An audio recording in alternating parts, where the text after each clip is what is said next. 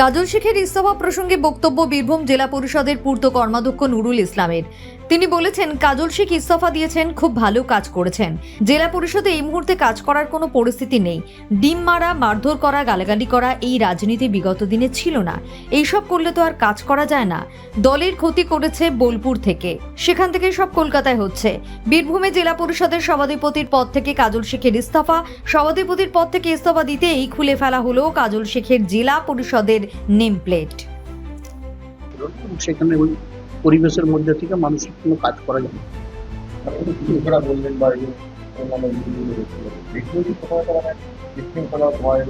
না। স্বাভাবিক, কোনো ভদ্রলোক এটা চাইবে কেন যে এটা হোক তো কেউ চাইবে না, কোনো ভদ্রলোক তো এটা চাইবে না, কিন্তু অনেকে চাইছে। বিজেপি যাকে চাইবে তাকেই ব্যাপারটা তো খুব পরিষ্কার না, আমাকে বলতে হবে না কিছু, মানুষ দেখবে এবং বিষয়টা খুব পরিষ্কার। সকল ভালো তৃণমূল এবং বিজেপি তারা যে সিদ্ধান্তটা নেবে সেটাই হবে। তার কারণ হচ্ছে কোনো কাজের পরিবেশ যেখানে না থাকবে সেখানে আমি মনে করি কাজ সেখানে গিয়ে কাজ করতে পারবে না। এবং সভাধিপতি পদত্যাগ করেছে, ভালো কাজ করেছে। সে আমরা নির্বাচিত জেলা পরিষদ সদস্য হয়ে আমরা থাকবো, কোনো অসুবিধা।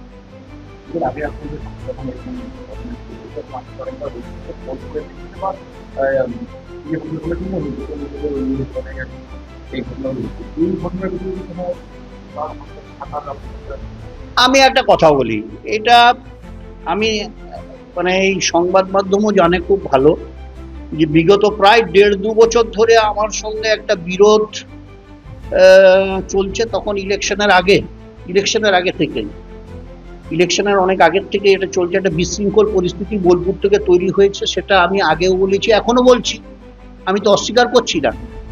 দলে বিশৃঙ্খলা তৈরি করা, দলটার 12টা বাজানো ইত্যাদির ব্যাপারে তাদের একটা বড় ভূমিকা ছিল, একথা তো আমি ওপেনলি বলেছি। আমি তো কোনো রাগঢাক করে কিছু বলিনি আমি।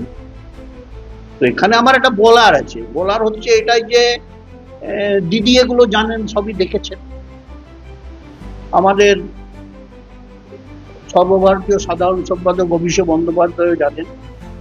কিন্তু আমার যেটা মত, আমার যেটা বক্তব্য, দলে যারা বিশৃঙ্খলা করে, দলকে বিশৃঙ্খলা করে দলের যারা ক্ষতি করে, দলকে কেন শক্ত হাতে এগুলোকে ধরতে হবে এবং শক্ত পদক্ষেপ নিয়ে যারা বিশৃঙ্খলাকারী যারা, তাদের বিরুদ্ধে কঠোর ব্যবস্থা নেওয়ার দরকার ছিল। কিন্তু দল সেটা নেয়নি, দিদি সেটা নেয়নি।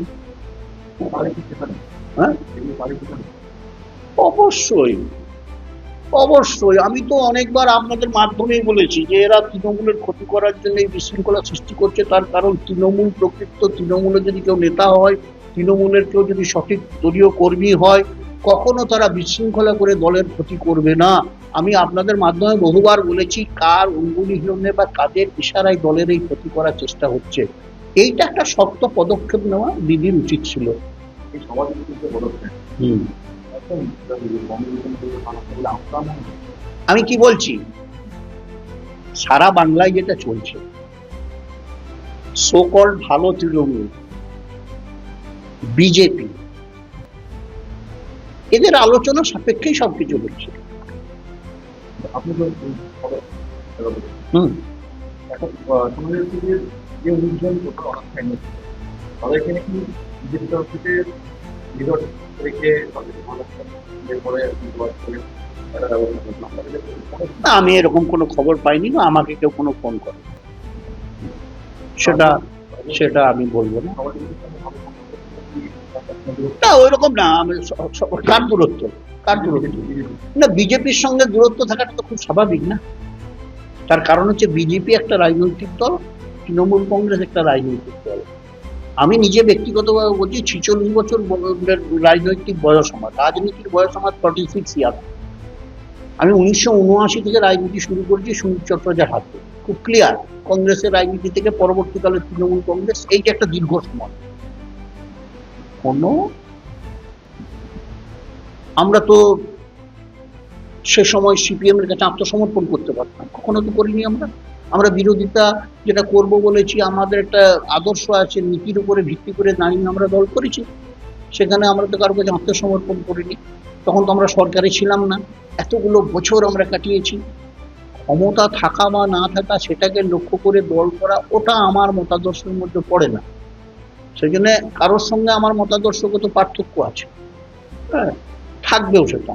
তার কারণ হচ্ছে কেউ চায় এক্ষুনি আমি তার কারো কাছে স্যারেন্ডার হয়ে, ওই যে বললেন আপনাদেরই কথায়, এটা আমার কথা নয়, যদি আমি শুনিনি আপনাদের মাধ্যমে শুনলাম, যে নবগোপাল বাউরি যদি বলে দেখে যে বিজেপি যাকে করবে সেইটাই হবে, এটা নবগোপাল বাউরির নিজস্ব তার মতাদর্শগত ভাবনা। কেন বিগত দিনে সে ফ্রড ব্লক করতো, তার আগে নকশাল করতো, তার আগে পরে ফ্রড ব্লক করতো, ফ্রড ব্লক থেকে তৃণমূল কংগ্রেসে যোগ দেয়, এখন তৃণমূল কংগ্রেসে এসে পদাধিকারী হয়েছে। এর আগেও মৎস্য কর্মাধ্যক্ষ ছিল জেলা পরিষদের, এর আগের টার্মে 2023-এর আগে, 18 থেকে 2023 এই সময়টার সময়। তাহলে এবারেও আবার এসেছে, সেখানে হয়তো তাকে দলনেতা হিসেবে রাখা হয়েছিল, দলের যা নির্দেশ ছিল সেই মতো করে রয়েছে। এখন ঘটনা হচ্ছে ওটা তার ভাবনা, ওটা তার ভাবনা। এখানে তার ভাবনার সঙ্গে আমার ভাবনা পার্থক্য থাকবে, এমন নয় যে দল ক্ষমতায় যেখানে থাকবে সেইখানেই আমাদের থাকতে হবে, এটা আমার নীতিতে নেই।